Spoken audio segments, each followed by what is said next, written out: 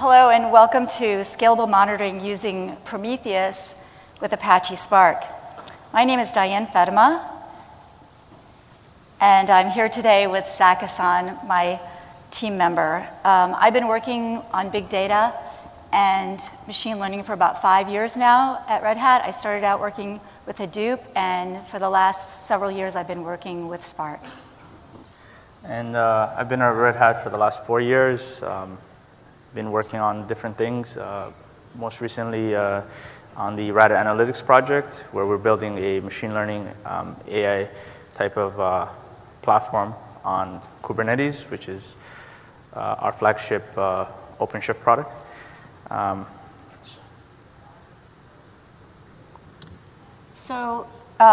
Today we're going to show you, we're going to demonstrate how we combined 4 open source projects so that we could run Spark in containers and then monitor our jobs, our Spark jobs live using Prometheus and Grafana.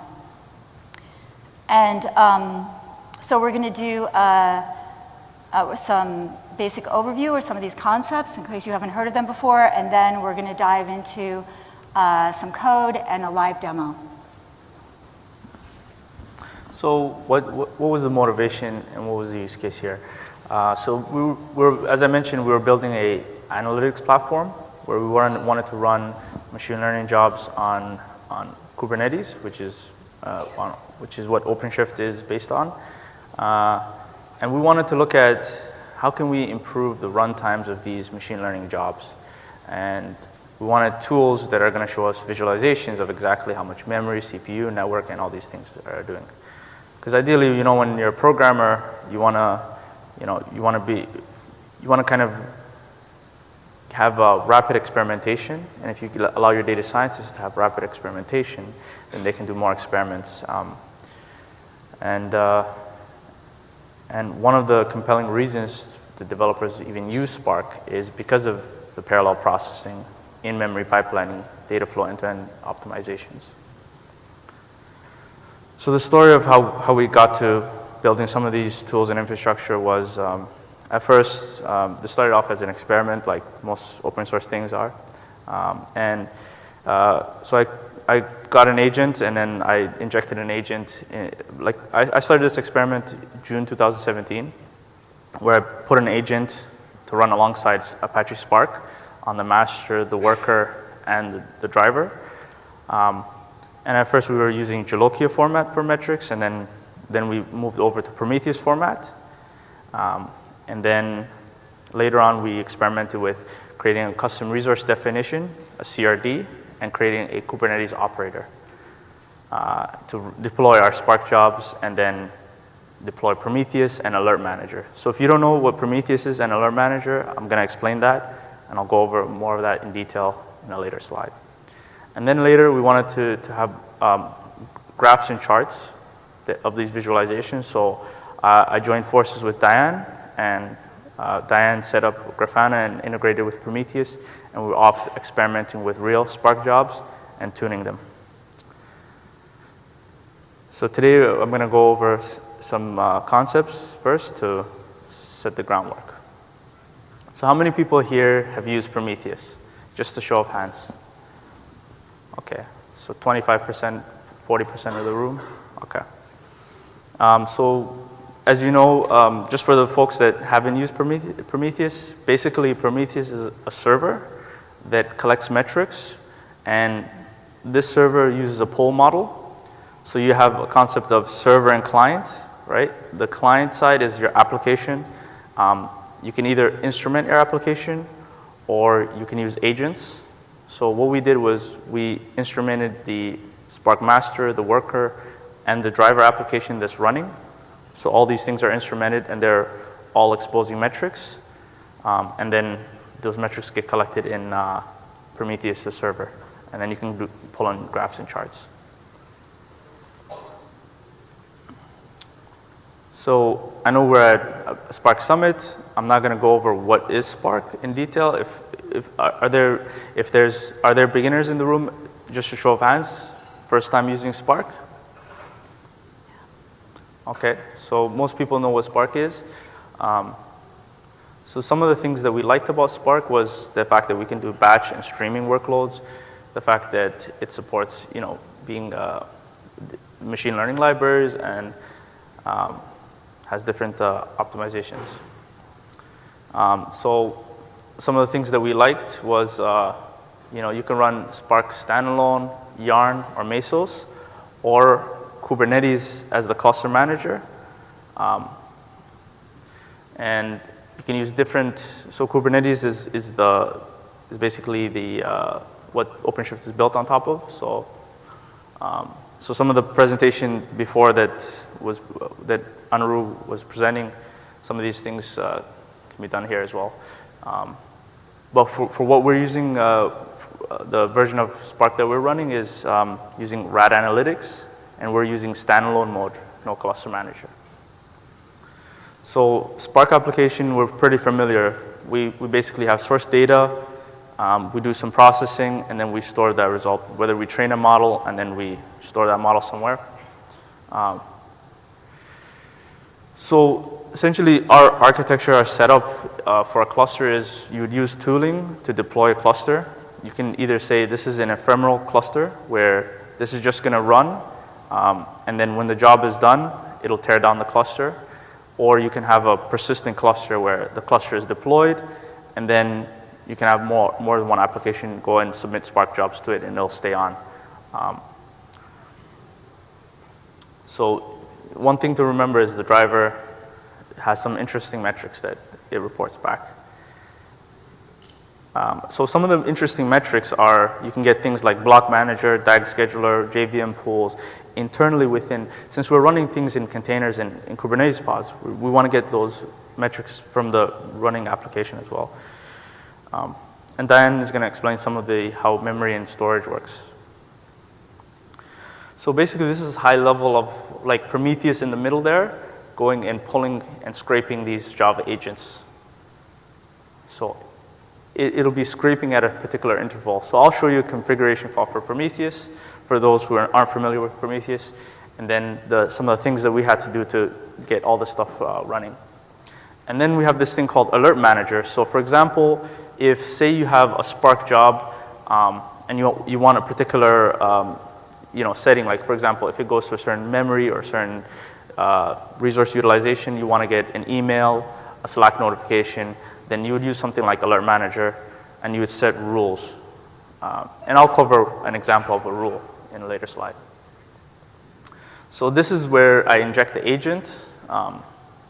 Basically, you pass it in at runtime. You'd use a dash Java agent. How many people here have used Java agents? About 5% of the room. So Java agents, since Spark is a JVM application, you can run Java agents alongside it. This is just a view of the targets. So we're getting all the Kubernetes server, the cAdvisor, the controllers, the Spark cluster, all in one shot. We're getting all these metrics, everything, the network. And then just high level configuration for Prometheus is you basically tell it that right here, this is Alert Manager.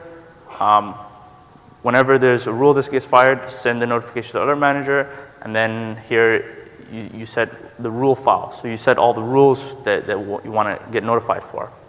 And then you have targets. So we use auto discovery because Kubernetes comes out of the box with auto discovery. And we had a lot of the plumbing already done for us, so that made it easy. And then the other part was the Spark integration, which was setting it up was interesting. So this is an example of a rule, an alert rule. So remember how I said that you can set particular rules?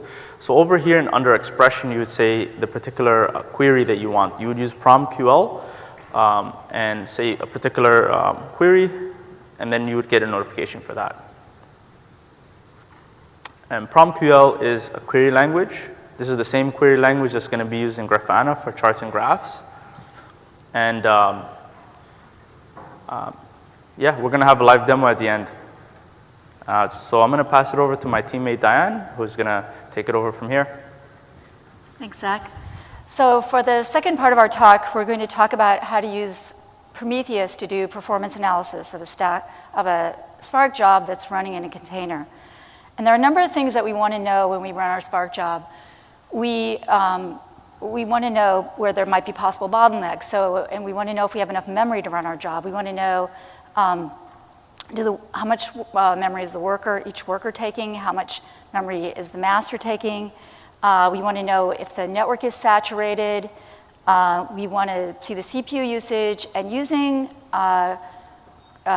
Prometheus and Grafana, we can create these customized dashboards where we can be watching all of this live while we run our Spark job. So you get sort of a full view of what's happening on your cluster. You can look at it on a per application mode. You can look at individual pods, individual containers. And again, this is all using open source software. So you could do this yourself. So in this talk, we're going to concentrate on memory usage and the duration of the job, the runtime, because there are just so many metrics that we're collecting here. We're going to just, for our demo and for our example code, we're going to concentrate on that. So efficient memory usage is important in any data-intensive system, not just in Spark. So we want to keep as many things in memory as we can at the same time and not spill to disk because we pay a big performance penalty for that. So we created some specific dashboards for this problem. And I just want to say it's really a blast to make these dashboards. It's kind of addictive. So once you get started, it doesn't feel like work at all. It's just a lot of fun. So most of you probably know, because this is Spark Summit, that Spark is an in-memory compute engine. And even though memory is getting a lot cheaper these days, like the cluster that we run on has 256 gigabytes of memory per node, and there's more than a terabyte in the cluster, there's still memory contention. So it's still worth it to optimize your memory usage. And there's some configuration parameters you can set to tune your performance, your memory usage. So first of all, just for a little background, I want to explain how the Spark's unified memory model works. And there are two main usage cases, or usage types, in the Spark JVM. There is execution space and storage space. And execution space is for short-lived objects, such as when you do a shuffle, or like in our case, we're doing a group by, so we build a hash table, and that hash table is going to get built on the execution side of memory. The storage side is for things like data that you cache, and we're also going to cache in our example. So imagine this is your running program, and you have that movable boundary there between the two regions in memory.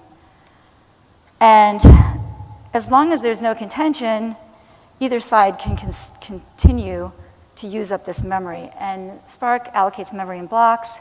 So you see now we have this situation where execution memory needs to store this block in the JVM. What's going to happen here? It's actually going to spill the storage side to disk because execution always takes precedence over storage memory. And in our example, we are going to be we're going to be caching data in our optimized version of the code, and that's going to be stored in the storage memory. So again, if we have an execution block that needs to be stored in the JVM, it's going to take precedence over the storage memory side. And this is true up to a point. Users can set this Spark memory storage fraction, and that sets an unevictable amount of storage. So this is something else we can tune in our jobs and figure out what the best setting is for that. And like Zach was saying, you can do this rapid testing when you're viewing your whole cluster live. You can just try different settings for that and see what works best. And as I said, execution always takes precedence over storage memory. And in fact, if you haven't cached anything and there aren't any broadcast variables or anything in the storage side, the execution side could be taking all of the JVM. So one more thing I want you to understand so that you'll understand the source code that we're about to put up here on the screen is Spark SQL. And we're just going to be using one aspect of Spark SQL. We're going to be using data frames. But Spark SQL gives you these 3 new APIs. It allows you to interact with Spark with SQL-like commands in a declarative way. It also gives you these data frames, which we're going to use, that are like named tables with named columns, named rows, excuse me. No, columns. And then there is also the API for data sets, which just doesn't have named columns. So in addition, we're going to get the Catalyst Optimizer and Tungsten in the back end, but the user doesn't actually see that. This is just to show you where Spark SQL sits in the stack. So in our example code, we are going to write Python. We're writing Python code. It uses the API from Spark SQL, which you can think of as a library that just sits on top of Spark Core. And it also uses the RDD API. So this is going to be an example of a mixture of that, which is completely allowed. So in our optimization, it's going to be, we needed to choose something that was quick, that could run, say, in 5 minutes. So we're just going to show you a cached and a non-cached version of this data frame. And you cache the data frame by just adding .cache at the end of the line. That creates the data frame. Before we do that, we need to know how much memory our data frame is going to take. So a lot of you probably know this, but you can do that by just adding .cache at the end of the line where you create your data frame, then you run your Spark job, you go into the Spark UI, you click the storage tab, and it'll tell you how much memory your RDDs are taking. So this is our non-cached version of the code. What we're doing here is we're just creating a couple of random RDDs, we're turning them into data frames. We are taking a Cartesian product and then doing a group by. And so because we're reusing the RDD, it's worth caching it. See that .cache at the end of the line there? That's just going to cache the RDD. And we're going to run this in a demo in a second. You're going to see the before and after effects of that .cache. Also, a nice thing that you get with the Catalyst Optimizer are these query plans. And you can see on the left, the non-cache version does not have in-memory tables, but the cache version does. So you can't read this. It's probably too small, but it is too small. But here's what we're going to be looking at. In the non-cache version, each of the workers took about 5.3 gigabytes of memory. And in the cached version, we got that down around 2 gigabytes. So this is explaining the improvements we got using RIP, my relative index of performance, and the percentage change. But I'm just going to explain it as a percentage change here today because they're the same. So we get a 63 to 76% improvement in memory usage, which is a reduction by doing this, and we get a 10% reduction in runtime. So now it's demo time.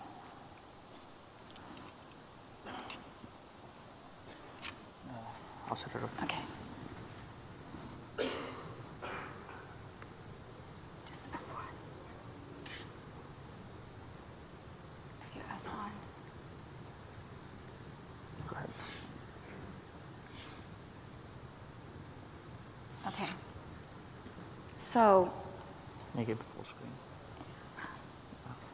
So what we have here is our OpenShift console, which is Red Hat's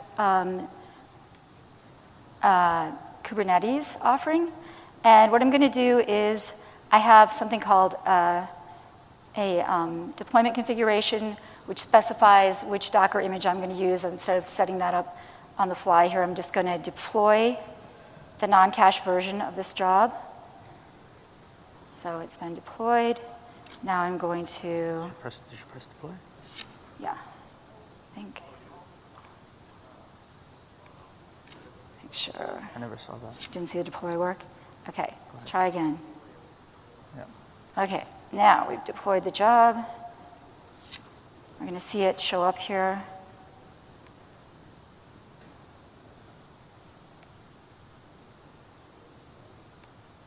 There it is. This is the non-cache version. We can verify that it's the non-cache version. We see that it's running. We can look at the storage, and nothing is cached here.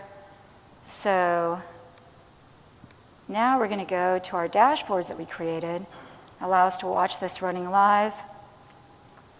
We can see here that the network is pretty quiet. Job isn't doing much yet. We're definitely not doing the Cartesian product yet because we're going to see that, we will see that CPU time go up significantly when the Cartesian product is happening. But you see here that we can display the memory usage per pod, per container. We can look at the network usage per pod, per process. And we can also look at the breakdown of the JVM. If you notice that you're doing a lot of garbage collection, you can see what's happening with your JVM, your Spark job here. So if we look at the pod usage, it's just starting up here. And the container usage, we're going to see this go up to the 5.3 gigabytes. There it goes. So we can set it's the scraping interval. So Prometheus gives you, with Prometheus you can actually configure how often you want it to scrape and then get the metrics. So if you wanted more of a quicker, snappier graph and chart, then you can obviously bump up the numbers to a little bit lower number, like instead of 10 seconds, 1 second. And we're scraping every 10 seconds right now for this. So now we'll go back. So we see that, as we had in the slide earlier, the workers are using about 5.5 gigabytes per worker here. This is in the non-cache version. And we'll refresh. Happen to know that this job runs around 3 minutes, so it's not quite done yet. But the nice thing is, oh, and there we go. It's doing the Cartesian product now. You see that the CPU is at 47.33%. And the really neat thing is this is completely configurable yourself. You can create your own dashboards. Whatever it is that you want to design an experiment where you're looking at particular metrics, we have hundreds of metrics that we are actually scraping right now for this job. We're just concentrating on a few of them. You can also see the JVM pools. These are the new things, new objects that are being created. These are objects that have made it through one garbage collection, and then this is where our cached RDDs are. So there we go. Our job is finished. We're going to submit the other job, which is... So maybe I should explain a bit about when you do press the deploy button, a little bit more detail on that. So Diane has source code in GitHub, and what happens here, she doesn't have to create a Docker file. So she'll use source to image. So she builds up the source code, and then it converts into an image that gets deployed, and then that image contains the binary. So if you're running Java, it'll generate a jar file. If you're running Python, it'll inject the Python file into a container and then submit to the Spark cluster. Okay, so this is our cache version, and we can see in the Spark UI that it's running. And you can see in the storage tab that we have cached these RDDs. And we can watch what's going on with our monitoring over here. So that's the end of the last job. This is the beginning of the next job. And as I said, you can set up tabs up here on the top with app IDs, and you can be monitoring different applications. You can just use the pull-down menu and monitor different applications that are running on the cluster, not just a single application. So here we are, and this is the workers are back to using around 2.24 gigabytes per worker, and that is an improvement over what we saw earlier before we did the caching. And that's it. So, any questions? Yep.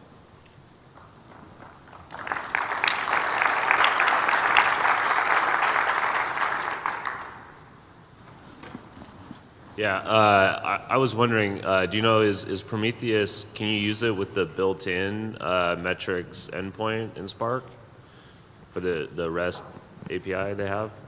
So So with the REST API, like there's different metrics that you can set up with Prometheus. I mean with Spark. So you can either use REST or you can use JMX, or you can use Graphite and different other options. But the one that we chose to go with was JMX, because it was very simple to put an agent beside it and then export the metrics from there. And that's the approach we went with. But the REST one is basically you're just going to have a REST protocol. I don't think it's configurable to work with Grafana and to work with Prometheus even. So. Yeah, I'm not sure. There. You mentioned Alert Manager. What are some things you would typically want to alert on in this architecture? For example, if your CPU is getting too high or it's using too much memory. Too many jobs are getting out of memory errors. Stuff like that. And then you want to get somebody to look into it and actually go in and check out the infrastructure and see what's the problem, right? So if I wanted to integrate this, right, so I have Spark running, I don't have any of this, I have Spark on Kubernetes. What's the quickest way? Like, do I go to a GitHub repository that you guys have and like, kind of copy stuff, or how? So the quickest way, depending on where you're running it, if you're running it with, like how are you running Spark? It's Spark standalone containers inside Kubernetes, and I dynamically generate the spec for the Spark cluster on Kubernetes. Okay. So the quickest way is probably to basically download a JMX exporter agent, inject it with your Spark worker. So in one of the slides, I actually showed this.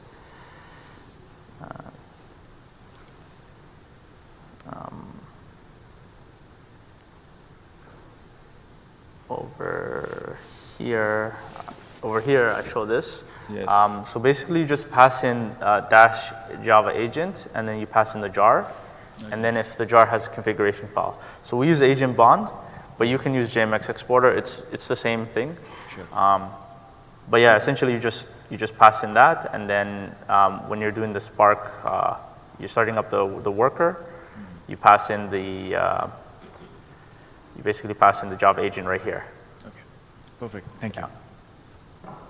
Hi, thank you guys for the talk. It's very excellent. I had a quick question about the metrics that are accessible inside Prometheus. So one of the things that we try to do is encourage our data scientists to be good citizens of the cluster. Can you talk a little bit louder? Sorry. We try to encourage our data scientists to be good citizens of the cluster. And one of the things that's really helpful is if we can show them the actual memory usage compared to what they've asked for and are allocated in their executor configs, as well as what's allocated to the pods that are running the workers. So Yeah. do you have instrumentation that can allow you to pick up those requests that are made of the executor, or is that something we'd have to figure out from Not connecting the seen Spark that metrics metric. API? So the metrics for what's being used on, like, let me try and understand your question here. So you're saying developers are going to be deploying Spark jobs, and then you want to do a comparison side by side. They're requesting for this much memory, but they're only using this much. So you want both of those metrics. So you should be able to do that with Grafana and be able to have those metrics in there. Depending on, like, if you're running Prometheus, it depends how long you want to keep that storage there. So if it's something that's like you want to show them right now, or if you want to show them something like later on, then you might want to store that data somewhere. There's a project called Thanos to do the long-term storage for Prometheus, but if you're looking for something quick, this should be able to work for your use case. As long as it's in Spark metrics, you can do it. Yeah. Okay. You should be able to see all that stuff. And you can see historical of like them running jobs before, how much memory was used. That's all the that thing we stuff. want to know, time over time, how much are they actually getting closer and closer to what they're asking for? Yeah, you can actually Yeah, see that's a this. great question. Yeah. Yeah. Yeah. And I think it's in Spark metrics, but you'd have to verify that. Yeah, you can see all those metrics. Yeah, for sure. Yeah, I had a good question. So, have you tried it on non-Kubernetes or on-prem environment, or do you see any issues while doing it? So, Question? Can you repeat the like, question? basically, have we tried running this on non-Kubernetes environment? Yeah. So, we do test this on Spark standalone as well. This all works perfect. The only thing is getting the source to image part, like some of the things like, for example, Diane didn't want to create a Docker file and do all these things. She wanted to give her source code and then the system to already build the source code for you and put it in a Docker container and then attach a Spark cluster to it and then submit a job. So if you're not, if you're just trying to build your own, like roll your own solution, then yes, all this stuff is possible to do with roll your own solution if you want. Okay, so Which we were I did looking out both for to doing it compare, on but- on-prem cluster, so where we have our own Hadoop cluster out there. So maybe that is what we would be looking for. Yeah, deploying you it. should be able to report all those metrics as well. Great, nice session. Thanks. Let's give him a big hand.